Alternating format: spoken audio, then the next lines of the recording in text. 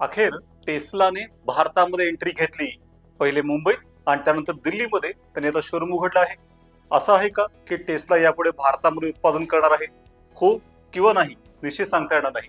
सध्या भारत हा जगातल्या 3ऱ्या क्रमांकाचा ऑटोमोबाईल मार्केट आहे आणि त्यामुळे टेस्ला सध्या टेस्टिंग द वॉटर्स उतरून बघते काय होऊ शकतं. सध्या ते फक्त आयात करतायत आणि आयातीवर चक्क 100% एवढा कर आहे.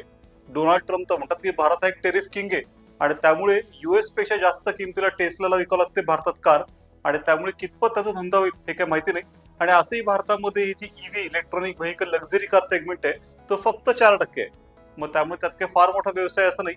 पण टेस्ला विचार करते की जर अमेरिका आणि भारताचं डील चाललाय सध्या तो झाला आणि त्यातनं काही कन्सेशन मिळाले तर मग डायरेक्ट आयात करता येईल किंवा ते नाही जमलं तर शेवटी उत्पादनाचा विचारही करावा लागेल. पण त्यात भारताची कंडिशन आहे की येत्या 5 वर्षामध्ये तुम्ही 50% लोकल सोर्सिंग केलं पाहिजे.